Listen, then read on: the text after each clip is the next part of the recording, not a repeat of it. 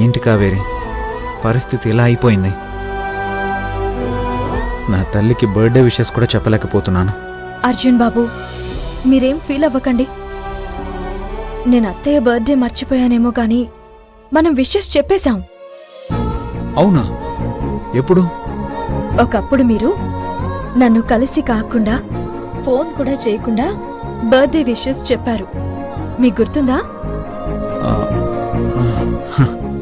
గుర్తుంది. ముందుగా రికార్డ్ చేసి రిమైండర్లో ఉంచాను. ఇప్పుడు నేను కూడా అత్తయ్య విషయంలో అలాగే చేశాను. ఈ పాటికి అత్తయ్య మెసేజ్ చూసుకునే ఉంటారు.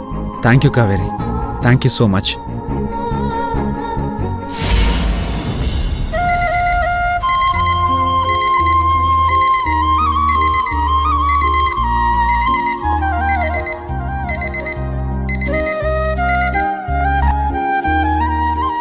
హ్యాపీ బర్త్డే అమ్మా. పుట్టినరోజు శుభాకాంక్షలు అత్తయ్య. అత్తయ్య, మీరు ప్రతి సంవత్సరం ఇలాగే హ్యాపీగా బర్త్డే చేసుకోవాలి. మమ్మల్ని అందరినీ బాగా చూసుకోవాలి.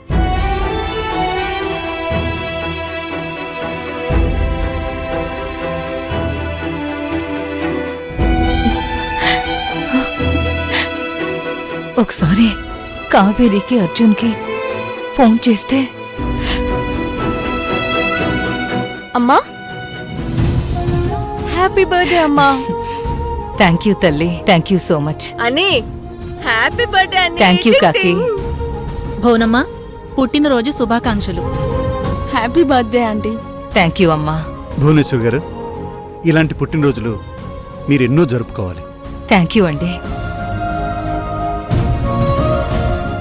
అమ్మా, ఈరోజు నీకోసం అన్ని స్పెషల్ వంటలే చేయిస్తున్నాను. ఏంటిది? వీళ్ళప్పుడే వచ్చేశారు. నా కొడుకు కోడలతో మాట్లాడదాం అనుకున్నాను. ఇప్పుడు వీళ్ళెదురుగా మాట్లాడితే అంకిత బాధపడుతుందేమో. అమ్మా, ఇదిగో నీకోసం మంచి శారీ తెప్పించాను, తీసుకో. నేను తిరిగి కాల్ చేయలేదని పాపం అర్జున్ కావేరి ఎంత బాధపడుతున్నారో.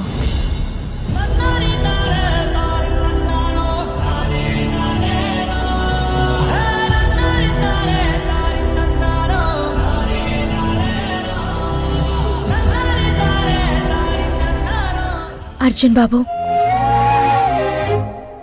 అత్తయ్య మన విషెస్ చూసి కూడా ఫోన్ చేయలేదని ఫీల్ అవుతున్నారా? లేదు కావేరి, అమ్మ కోపంగా ఉందని నాకు తెలుసు. నేను ఫీల్ అయ్యేది అందుకు కాదు. ఇప్పటికి దాదాపుగా 10 ఏళ్ల నుంచి అమ్మ పుట్టినరోజున నా కష్టార్జితంతో అన్నదానం చేస్తున్నాను. ఈరోజు నాకు ఏ జాబు లేదు. ఏం చేయాలో అర్థం కావడం లేదు. అర్జున్ బాబు, అన్నదానానికి డబ్బులు నేనిస్తాను, మీరేం కంగారు పడకండి. అర్జున్ బాబు, భువనమ్మ మిమ్మల్ని కాదనుకున్నా మీరు మాత్రం తనని అభిమానిస్తూనే ఉన్నారు. మీలాంటి కొడుకు ఉండడం ఆవిడ అదృష్టం. ఇప్పుడు మీరు నా ఇంట్లో ఉన్నారు. మీకేం కావాల్సినా నేను చూసుకుంటాను. డబ్బులు నేనిస్తాను. అన్నదానం చేయించండి. లేదత్తయ్య, ఆవిడ కొడుకుగా ప్రతి సంవత్సరం నా కష్టార్జితంతోనే అన్నదానం చేయించేవాణ్ణి. ఎలా అర్జున్ బాబు? మన అకౌంట్స్ అన్నీ రూపా ఫ్రీజ్ చేయించేసింది. డెబిట్ కార్డ్స్, క్రెడిట్ కార్డ్స్ ఏవి పనిచేయడం లేదు. ఏం చేయగలం? పర్లేదులే కావేరి, నా క్వాలిఫికేషన్కి తగ్గ జాబ్ రాకపోవచ్చు. ఈరోజే వెళ్ళి ట్రై చేస్తాను. ఏదో ఒక జాబ్ వస్తుంది.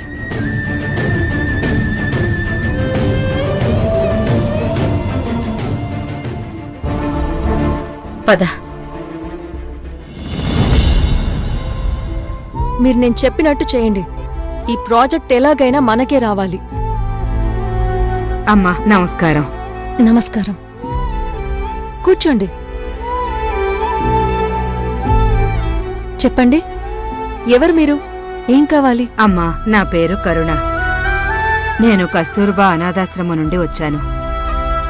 అర్జున్ గారిని, కావేరి గారిని కలవడానికి వచ్చాను.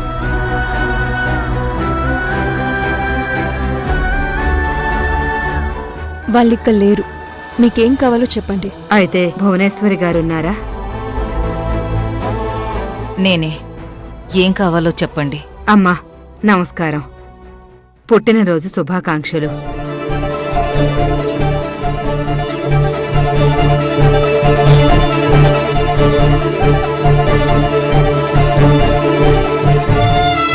ఈరోజు మా అమ్మ పుట్టినరోజని మీకెలా తెలుసు? నాకేంటమ్మా, మా ఆశ్రమంలో అందరికీ తెలుసు. ఎలా? 5 సంవత్సరాల ముందు మా ఆశ్రమంలో పిల్లలు తినడానికి సరైన తిండి లేక, చదువుకోవడానికి పుస్తకాలు లేక చాలా ఇబ్బందులు పడేవాళ్ళు. అప్పుడు మా ఆశ్రమానికి అర్జున్ గారు, కావేరి గారు వచ్చారు. మా ఆశ్రమానికి కొంత ఫండ్ ఇచ్చి మీ అమ్మగారి పేరు మీద అందరికీ భోజనం ఏర్పాట్లు చేశారు.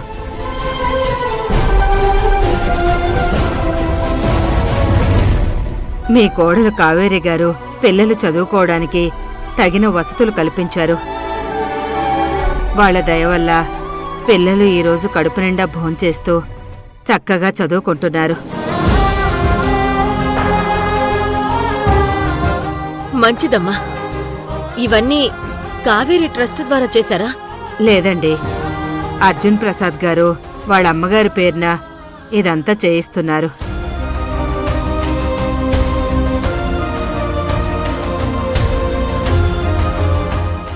ఆఫీసులో తన షేర్స్ మీద వచ్చిన డబ్బంతా దేనికే పెట్టారు. ఆ డబ్బు మాకు ప్రతి సంవత్సరం అందుతుంది. మా అమ్మ నిండు 100 ఏళ్ళు చల్లగా ఉండాలి.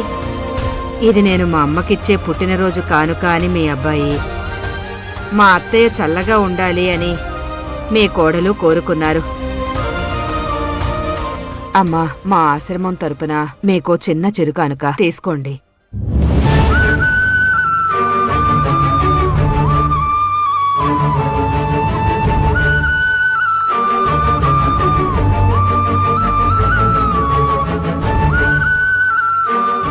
హ్యాపీ బర్త్డే అమ్మా.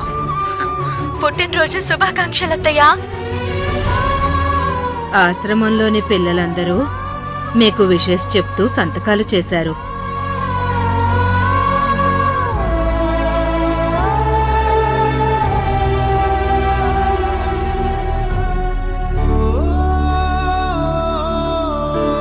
మీరు చల్లగా ఉండాలని మీ కొడుకు కోడలే కాదు, నేను మా పిల్లలు కూడా కోరుకుంటున్నాం.